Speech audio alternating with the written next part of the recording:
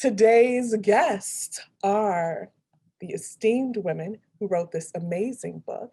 They are Daina Ramey, who is the Oliver Radke Regents Professor and Chair of the History Department at UT Austin. She's a scholar of slavery and Black women's history and an award-winning author, editor of 6 books. Welcome, Daina. Thank you for joining us.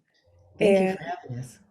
And her co-author, Nicole Gross, is a National Endowment for the Humanities Professor of African American Studies at Emory.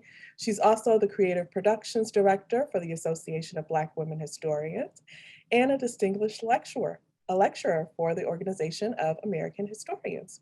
She's also an award-winning author of 3 books, and we are not surprised because if you got a chance to read this book, you know that these ladies come with award-winning caliber material. So welcome, Callie. Thank you both for being in conversation with me today. Thank you, very kind. It's a pleasure to be here. Yeah, I'm so honored to get a chance to talk to both of you about this amazing book, Black Women's History of the United States. I'm wondering if one of you could start by just giving us a brief history, a brief synopsis of the book. And that's gonna be hard because it's so much there. So I guess I can start. The book covers African American or women of African descent who came to what became the United States from the earliest woman we could document to up until today, really. And we look at women in multiple areas, in sports, in politics, athletics, entertainment, and women that you've never heard of, women that may not normally be in history books because of things that they did, and women that did courageous things. And so our goal was to present a book that anybody could see themselves in, that there would be a space for themselves in this work. People that were differently abled, people that are underrepresented minorities, people that were wealthy, people that were poor, the whole gamut, I think. And have I missed anything, Callie? I was just going to say, we also made sure to include folks from the LGBTQ community, women from every conceivable area of life. We tried to incorporate it so that folks, as Daina said, could see themselves, and also that people could learn a lot about Black women's history and the centrality of it in the overarching narrative of American history. I was so impressed that it was so laden with so many women from so many different walks of life and time spans. That was something that I walked away with. Can I just ask, what inspired you to write this book, and more importantly, your collaboration for writing this book?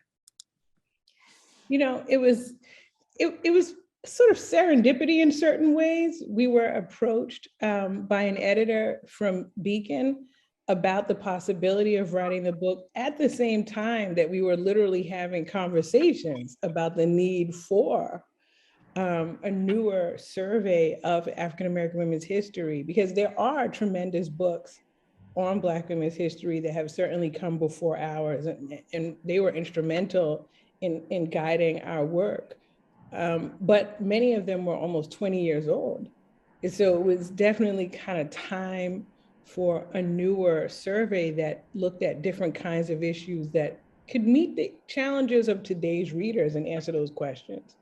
So that was kind of how it came together. And then also, in some ways, Daina and I are the co-authors, but I feel like this book was almost a community effort in certain ways. I mean, we relied on the wisdom and scholarship of so many sister scholars, literally and figuratively, in terms of works that we cited and used, but also, and Daina and I, we talk about this as this is when the book came together, when we had a manuscript workshop, and we just had this constellation of scholars from across the field who were generous enough to read it and really give us this feedback.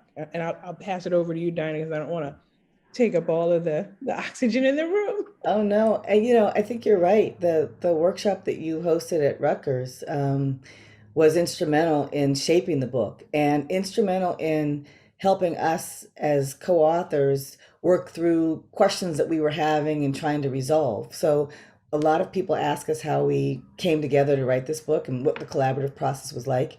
We were both at the same institution when we started it, and then changed institutions, but still, worked with one another via Skype, via Zoom. We met up at conferences. We met with the editor at conferences. We would work on different sections of the manuscript and share back and forth and edit back and forth. But that workshop at Rutgers was instrumental because we had other scholars read what was a very rough draft of the manuscript.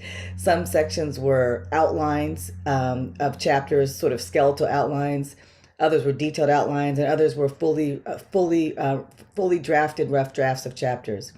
And we shared our vulnerability and put it on the table for these scholars to review. And they were kind, and they really were instrumental in helping us get the structure, because we were sort of following a timeline structure for a while and trying to create our own timeline for African American women and thinking about what markers of time shape Black women's history in the United States. And those aren't necessarily the same as the typical. Some of them match up with timelines from US history courses, but there are other things that happen in Black women's lives that were instrumental. And so we were sort of trying to do that, but we didn't have enough, and we kept going back to that traditional timeline. Do you remember that? I do. And as I said, I mean, it really was this generous group of scholars who really kind of pushed us, chided, encouraged, all of the above. It was like this 8-hour period, I think, of laughter, darn near tears at points. I mean, it was an incredible experience, but it enriched the work in ways that I can hardly even describe, but it definitely helped us center Black women's history throughout the narrative in terms of driving the chapters, the names of the chapters, trying to really pull out their voices in every way possible. The timeline, it really was fundamental. That's amazing. That was such a collaborative process. You talk in the intro about this book being a survey. Was the community involved in making that decision to make it a survey of Black women's history? And was that a difficult thing to do as historians yourselves to turn it into more of a survey? I think part of that was driven by the series that the book is published in, and the series of revisioning American history. There's like a disability history of the U.S., a Latinx and African American history of the U.S. There's like 6 or 7 books in the series, probably more now since it's been published. And so those are sort of overview studies of larger parts of American history. So that was part of what drove that for us. And one of the things that we also got out of that workshop was how to start the chapters and make sure we were focusing on women and girls, and that this was not about just adult Black women's history. This was also about Black women and girlhood. And that was really important. So a number of the chapters start off with very young women, young girls.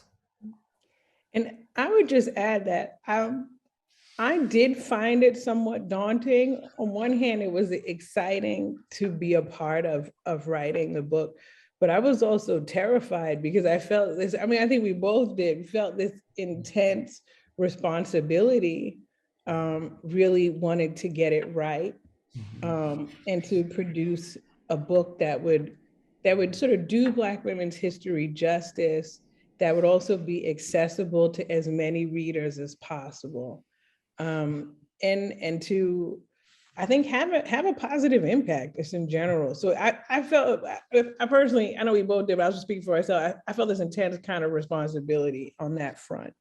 And actually, I was terrified about how people would receive it.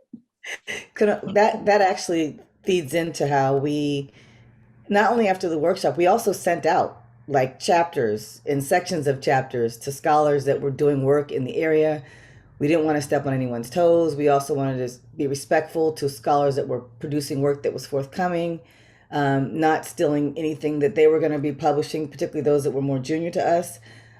So we reached out to a lot of other historians and asked them, not just for permission, but for their feedback. And did we get this right? Did we represent you and the scholar that you've written about before? Because there was people that other wide generation of scholars, senior to us and junior to us, that have been doing work in this field for generations. And we really wanted to make sure that we got the story right. And we were very, very concerned about that. I could imagine that would be daunting. And can I just say, as a reader, from a reader's perspective, you got it right. So thank you for that. You talk about in the introduction that Black women occupy a complex, paradoxical relationship to America. Can you speak a bit more about this statement? Sure. It's, African American women's history is deep and it's complicated. On one hand, Black women's bodies, their wombs and offspring have literally contributed to the wealth and dominance and development of the country. But that relationship has also been almost wholly extractive.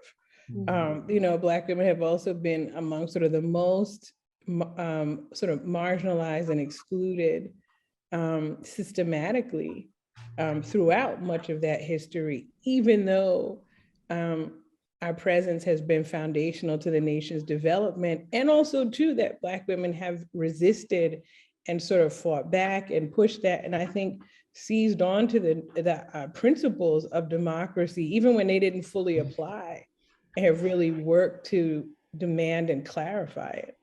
And not just for themselves, but for the nation. And I think we illustrated that in the cover. It seems kind of trivial to say that, but even working through early drafts of what the cover was a very shiny, clean American flag. And we felt like it didn't represent Black women's experience with this country, and that it needed to have tears and sweat and blood and tears. And so the publisher was amazing in working with us to make the flag look realistic to the experiences. And I think that's another visual way that we represented this history. That's wow, I didn't even realize that. I've got to go back and look at the cover.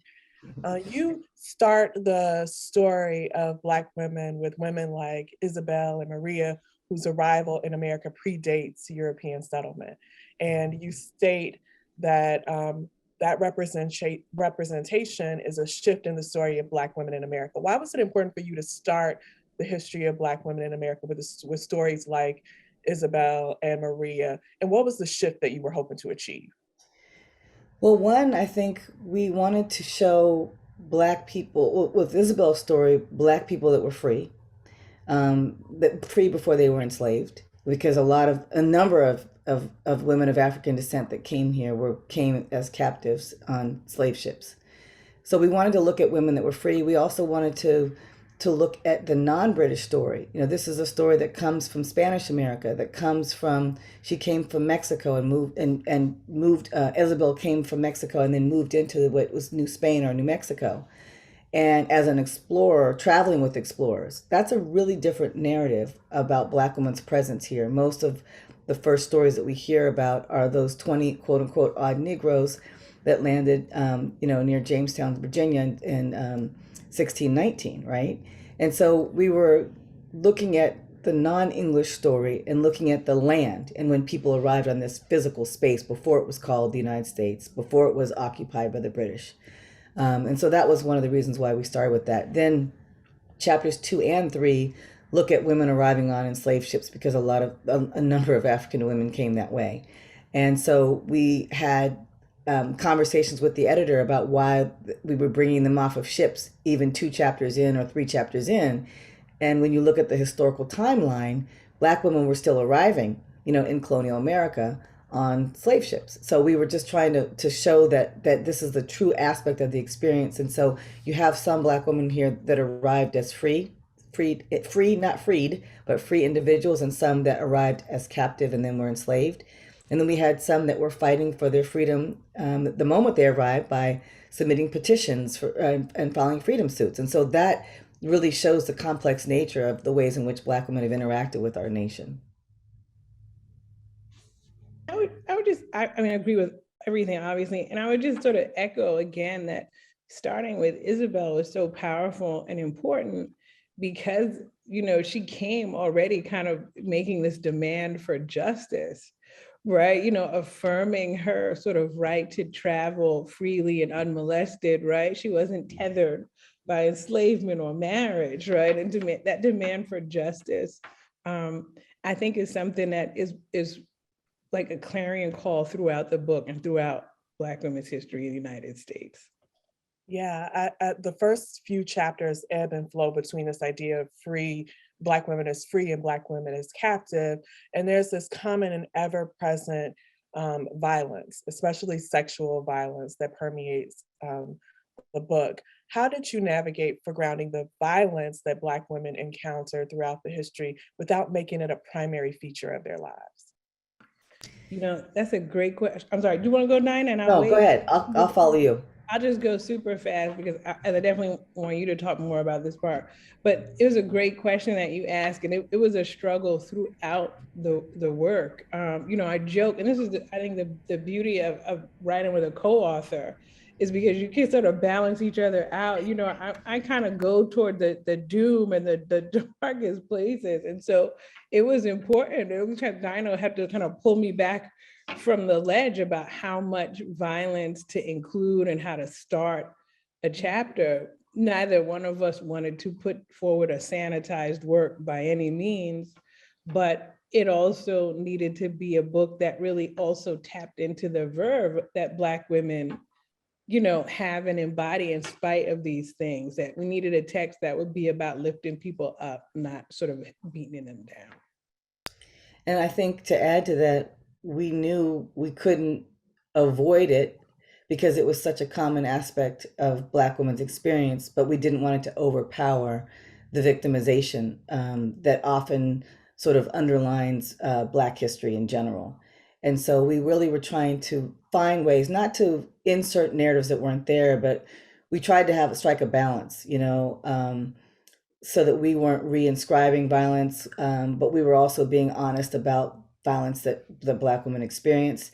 We also really were attuned to, as what people are calling, Black joy, and showing moments of celebratory moments throughout all aspects of this history, showing Black mothers caring for their children, Black women that are fighting for their children in court, literally and figuratively, and just trying to find the whole scope of their experience. And sexual violence was absolutely one of those aspects of their experience.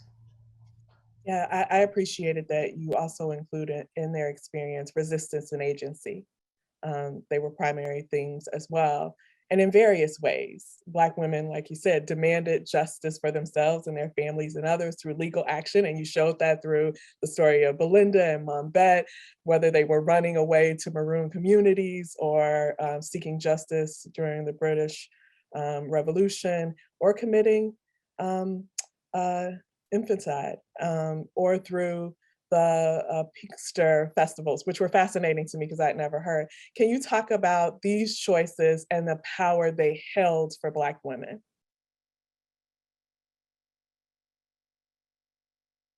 Sorry, I was muted. So I think part of those were thinking about aspects when we get on the ground and try to understand the experience. Like as a historian, we're always trying to tell the story from the perspective of a particular moment. We're trying to look at the documents, understand the culture, the pulse of that time period.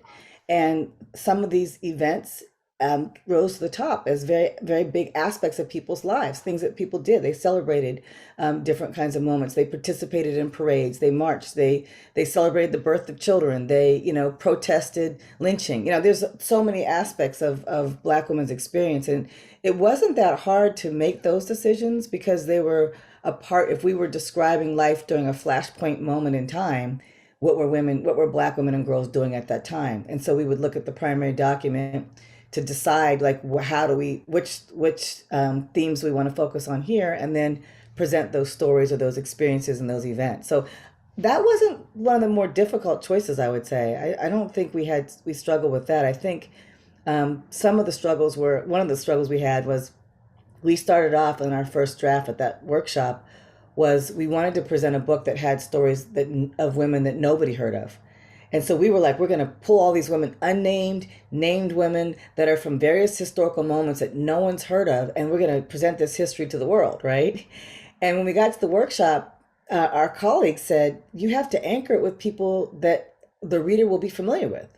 So give us the contemporaries of Sojourner Truth, Harriet Tubman, Shirley Chisholm. You know, give us the contemporaries of some of the political figures you're writing about, so that we can anchor them and understand who they were, who their colleagues were, who their peer group was, as opposed to giving us all these names and stories and having no frame of reference of which to have a foundation to understand them. I remember that being this sort of shocking moment for both of us.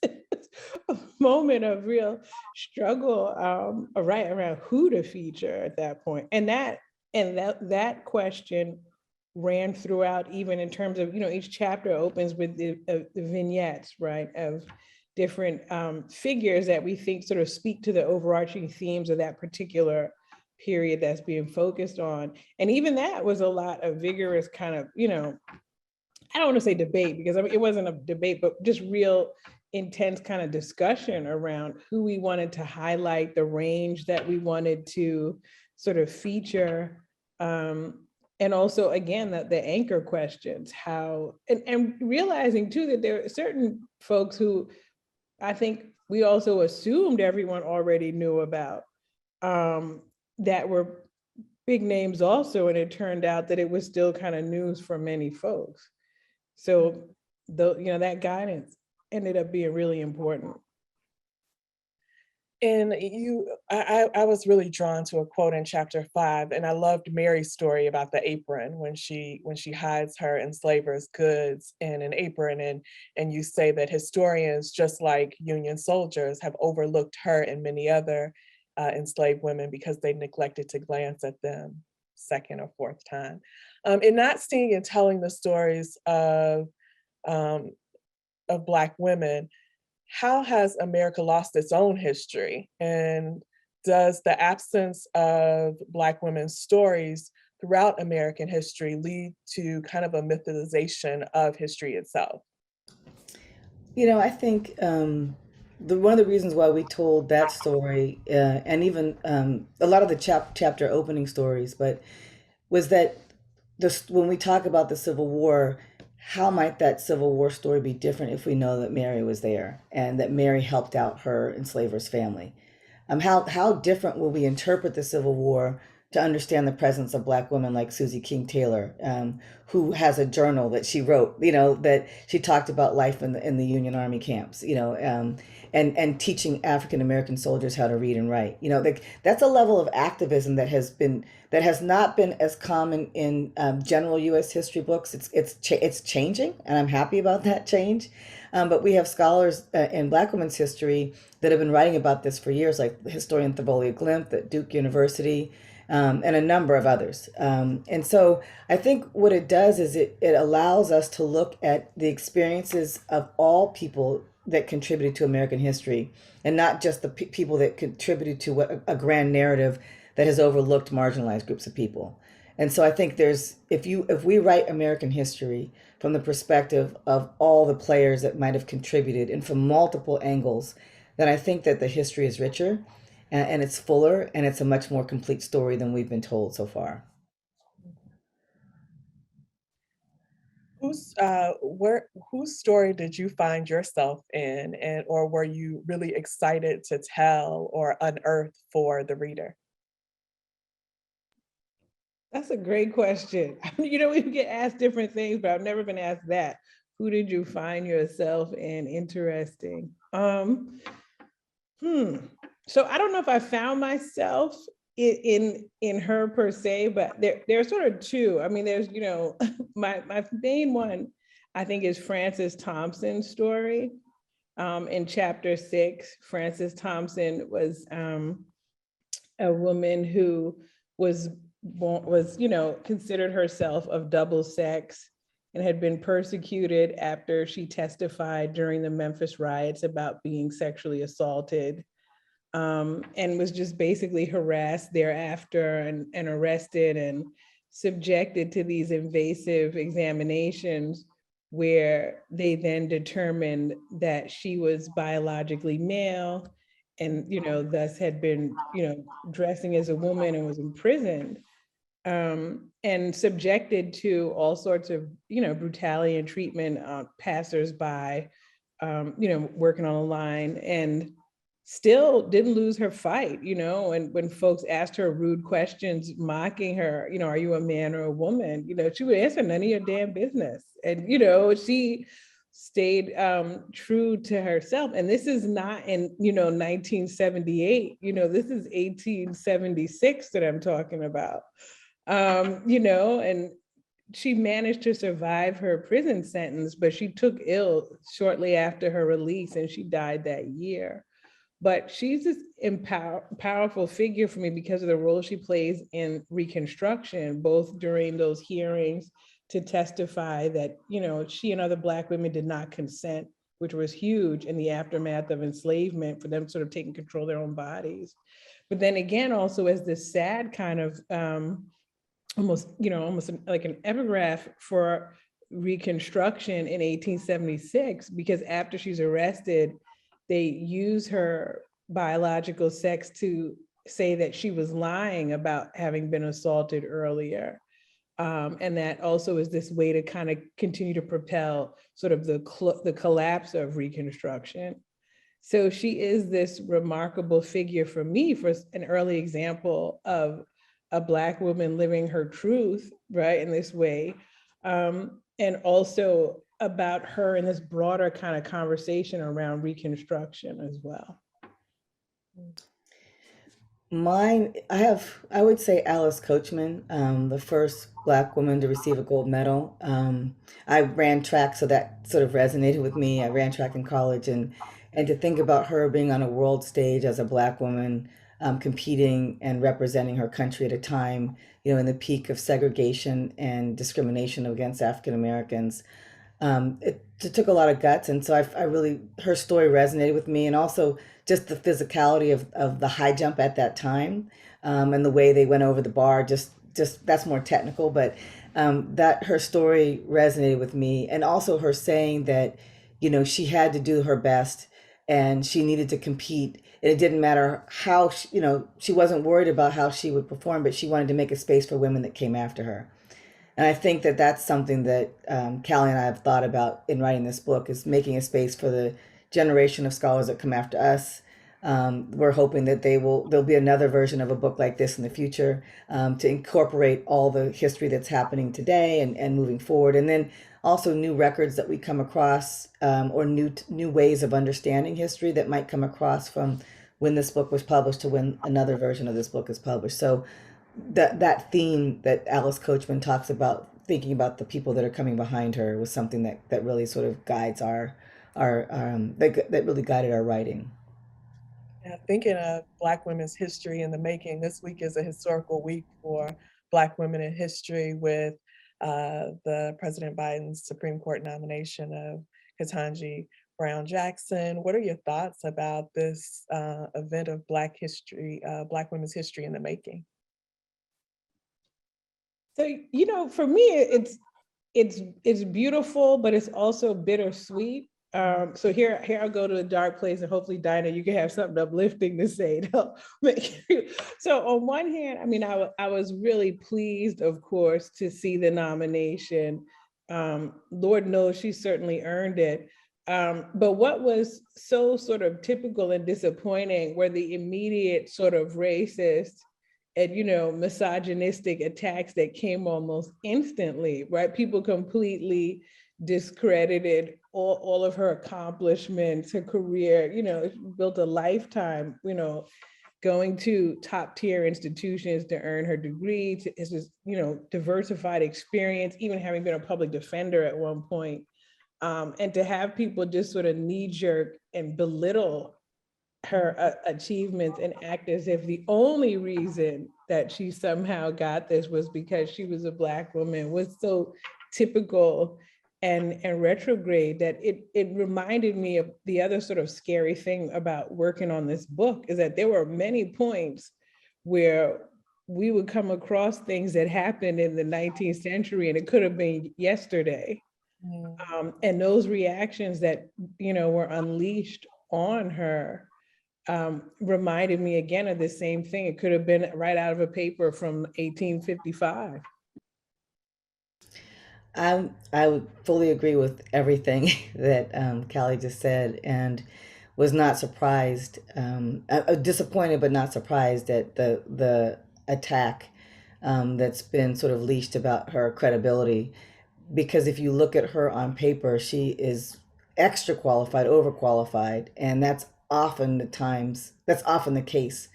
I'm also wish we I look forward to the day when we're not the first of whatever, the first black woman to do X. So, like that's not why she does what she does. That's not why we do what we do. So I look forward to the day when that is not something we have to celebrate, but that we are in all spaces and we are at multiple tables and in multiple decision making positions if that's where we want to be. But that it's not an anomaly to see a black woman there. Absolutely. Well said. What do you hope that readers take away from this book?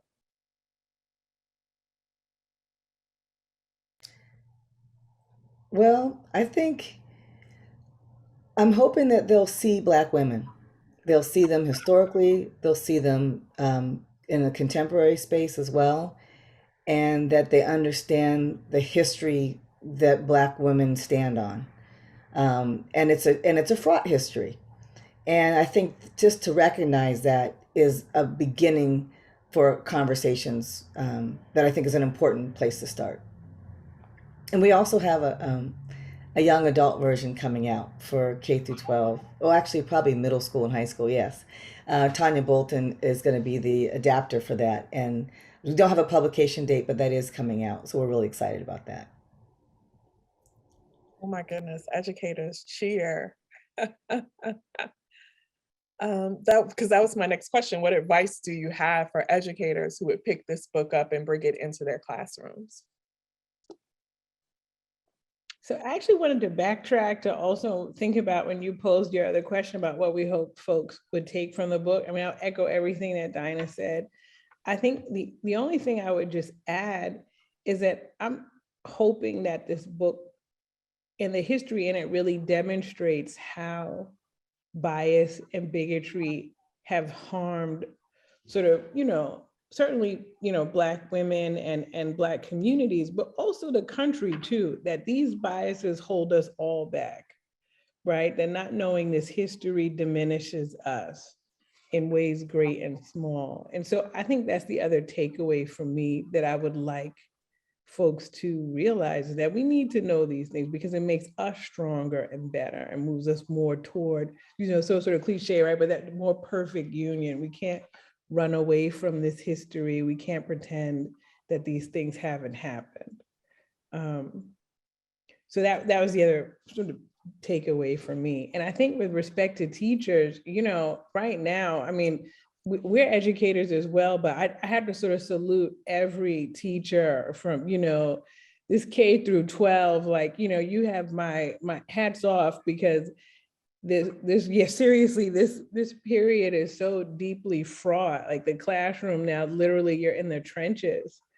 And it's a hard space to be in because we do have to teach this history. I think what I was thinking about in these reactions is that there are ways that we can demonstrate it, teach this history. They have to know the realities, but also realize too that in a lot of these instances, when Black women are resisting and Black people are resisting, there are a handful of white people who are also opposed to these things.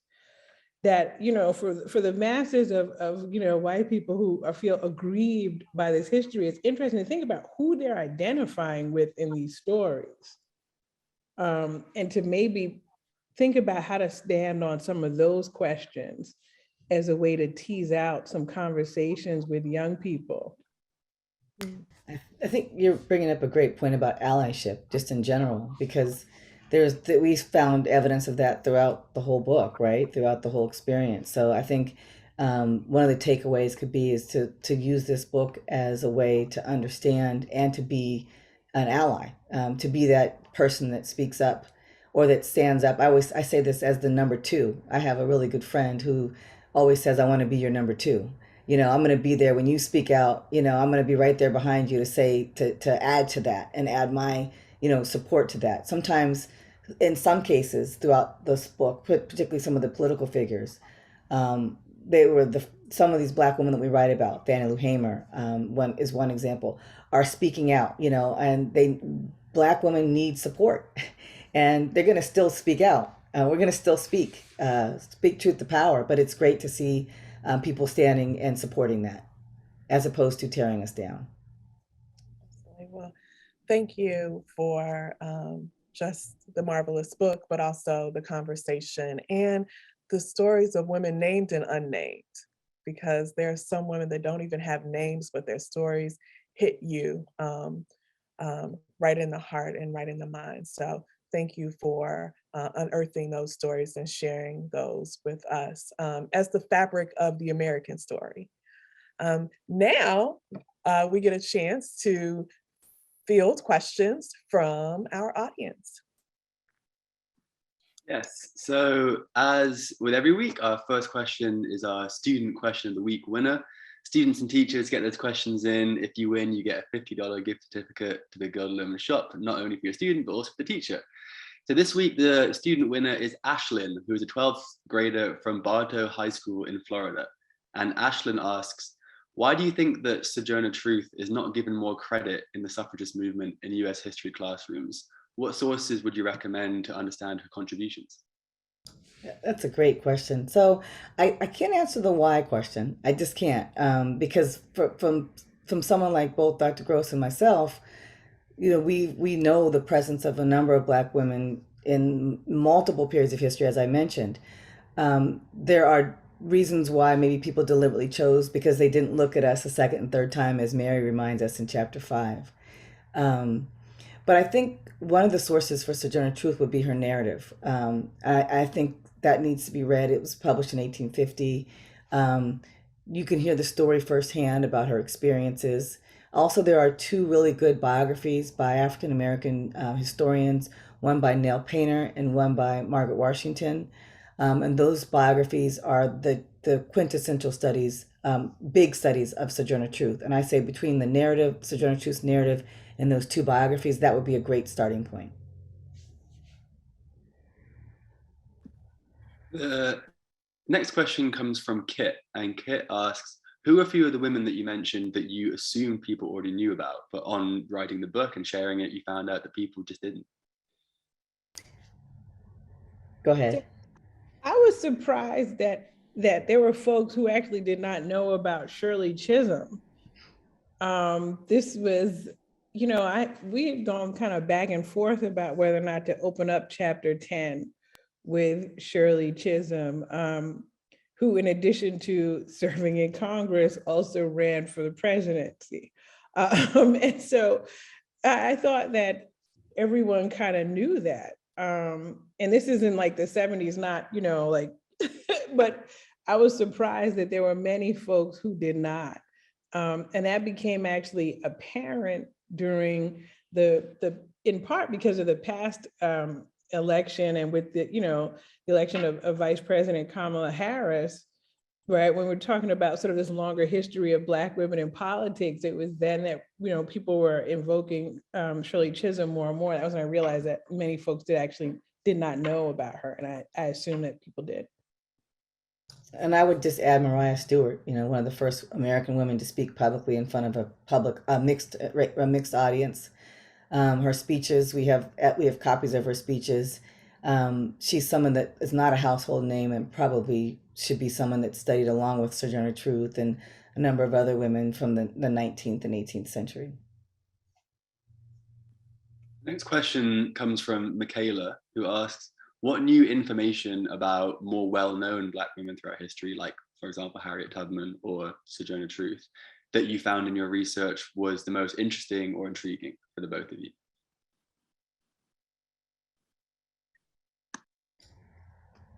I think when we were going back, I think we could have, I'll answer 2 questions. One that's not quite asked.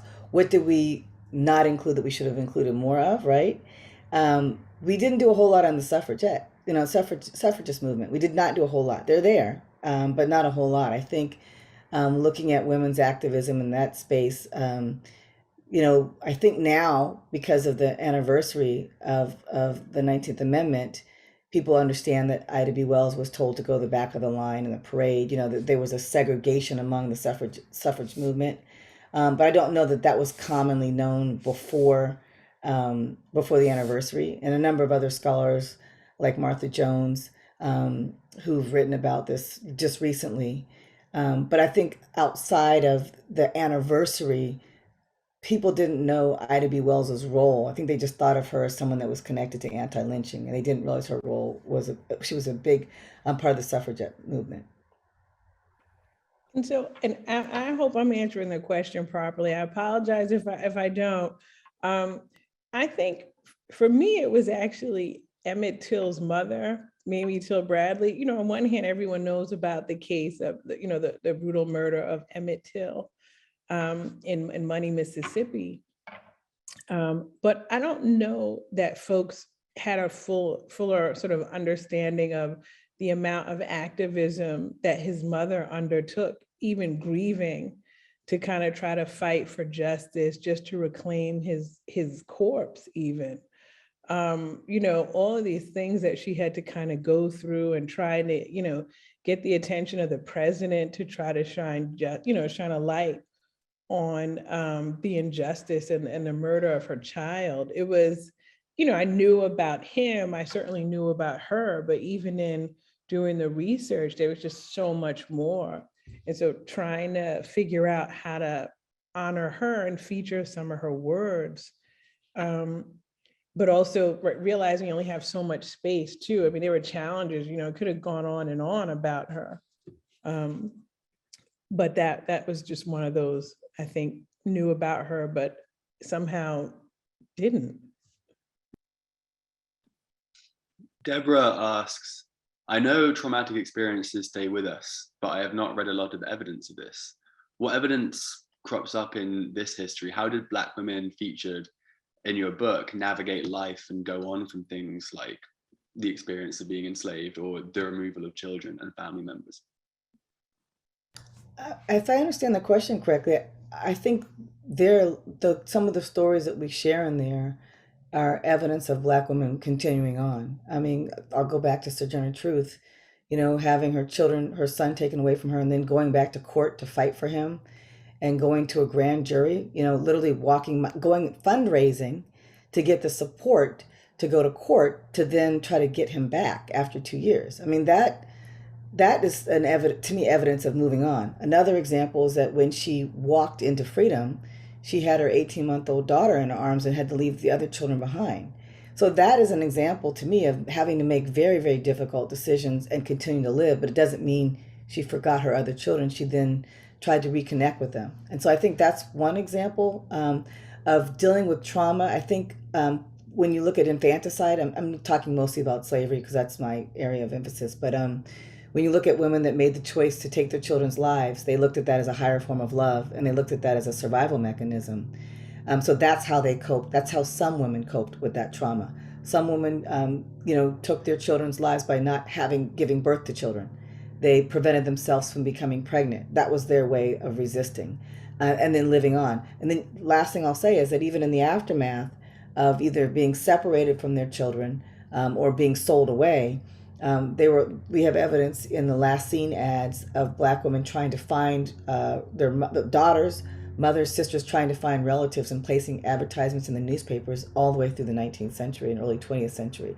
So that to me is like trauma and then trying to live on and continue to move forward, or filing a freedom suit 70 years after experiencing slavery. I think those are good evidence from my perspective. I think all those are excellent examples. I would echo all of it. I also think Black women's writing, their music, their art also, to me, I think evidences that trauma at the same time that it's about trying to heal or move past it. So I think that that's some of the other ways that we can think about it. If you think about early writing from, Ann Petrie, or even, Alice Walker, Toni Morrison, of course, like Zora Neale Hurston, like these stories that we have engage all of these issues around racial trauma that Black women are dealing with in ways that folks try to cope, and they usually have examples of ways that folks, didn't always kind of come through it unscathed. And that's something else too that I just want to sort of say in the outset too, or that I didn't say at the outset. We also include the stories of folks who didn't get justice and who didn't get fair outcomes, in part because those experiences also sort of contribute to the totality of who we are. There are many, many instances of people who fought the good fight, did everything, the way that, by the book, and you think they were going to get justice, and they completely did not. And so those examples are also a part of that history too, that we wanted to weave into the story. The next question comes from Bill, who asks, how could you, if you could provide a couple of examples of how this book challenges common narratives related to broader US history, but also Black women's history in the United States? I think broader is that Black women were present for all the periods of American history. And if you were to tell, one way to teach this, even regardless of what the state standards are in your state, one way to teach and incorporate Black women's experiences is that the examples that you give, maybe from the Civil War, the American Revolution, or some time period, weave in stories of Black women and other marginalized groups of people. So for instance, we worked hard on trying to find Black women during the American Revolution. What were Black women doing then? How did they cope? What did they do? Where were they? And so, even when if you're teaching about the American Revolution, to add those stories in, and we were hoping that this book would provide examples for scholars of American history to see Black women in all periods of this history.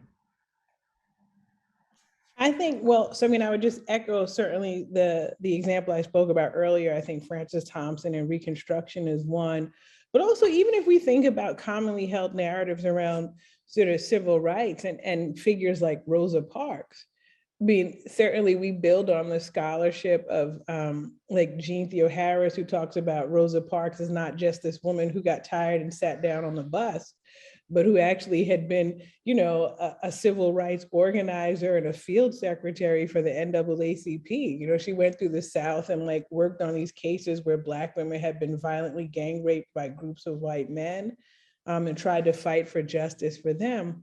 But we also talk about the fact too that Rosa Parks is also not the first Black woman to, have tried to fight segregation on busing, not just historically, but even that year. There were 5 other Black women who had done the same thing and got arrested.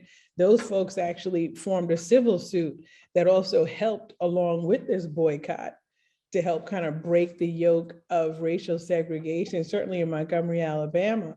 So that's just another example of the ways that we can expand and how looking at Black women's history broadens our understanding of some of those narratives. The next question comes from Octavia, who asks, can you provide a couple of examples on how Black women use the legal system to challenge their marginalization? And have we as a nation made much progress in bringing about change through the legal system?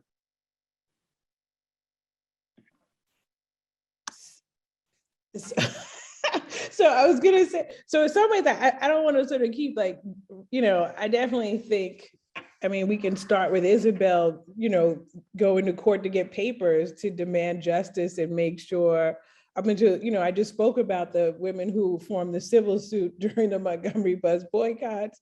As an example, I know, Daina, you have countless examples of Black women petitioning during, enslavement for their own freedoms, for that of their children. Countless examples of it. The harder part for me to answer is do I think it's super effective, or how far have we come? And so here's the wholly unsatisfactory response that I have for you, which is that I think I've accepted on some respects that African-American history and the fight against racism and injustice is not a linear process. right? That, we don't just sort of move forward on this trajectory where we're going to finally reach the promised land, that it happens in fits and starts. There are spaces where we make real progress, and then we have, this sort of racist, lash back, and people have to kind of regroup and try to find a way forward again. So I think that it is effective up until a point, but that all social justice is going to require a combination of many things. The legal system is one tool in the kit, but it's not a substitute for social protest and boots on the ground. It's not a substitute for thinking about how you spend your money and where you place it.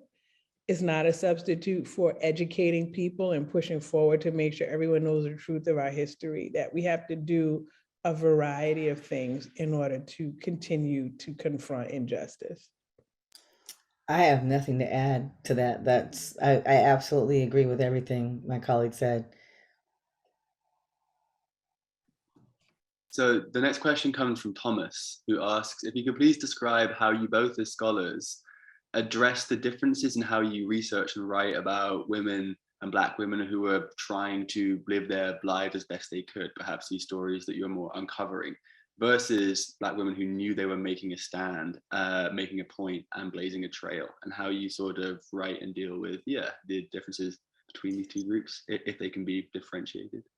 It's an interesting question because I think both Kali and I were trained as research. We're archive scholars, so we look at multiple archives, even like official archives and then unofficial archives, and even some of the documents that we have and photographs that we use in this book came from very different means and very different spaces. So I think if I understand the question, we're looking at like how the women that are quote unquote blazing the trail or not knowing they're blazing the trail, some of them are just fighting for their lives and their families. An individual that actually ends up becoming a national movement. I think that's what like Mamie Till Mobley was. She was grieving her son and wanted the world to see what happened to him. And I don't know that she knew going in what the impact would be on the civil rights movement. I think Monmia, the mother of the McCoy twins, Millie and Christine, she travels to London to go get her twin daughters back after being put on display and on stages throughout Europe. She just wanted her children back in the United States. She had lost them to slavery and lost them to being traded, but she didn't want them to be in Europe. I mean, I don't know that she was creating a movement. She was trying to get her daughters back. So I don't know that all the women in this book were making waves on purpose to create a larger attention. I think that like when you see someone like Fannie Lou Hamer, who's then goes into politics, I think you can look at some of the political figures that do that, but some people get into politics accidentally or because of a traumatic experience with one of their relatives. And I think that's what we've seen historically, and we still see that today. And I would agree with everything. The only thing I would sort of add to that is that I do think there are also differences in terms of, what am I trying to say? Sorry, I'm having a moment where I got like a billion different narratives going on in my mind.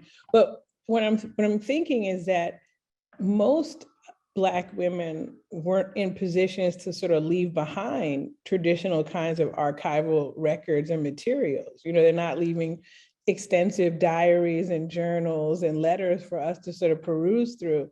So most of the sources, even for the well-known figures, are typically like, things that were around their activism or their organizations, or if I come across them through other kinds of records. I mean, we look at the experience even of women who were incarcerated. And so we're looking at those women's histories and experiences through a legal system that, took away their liberty, but we're still having to sort of read against certain kinds of documents to find ways to center the women's stories. So I hope that's also getting at what I think the question's asking. No, absolutely. And we have time for one final question, I think, which will come from Beverly, who asks, which women in your book do you find the most inspirational or resilient?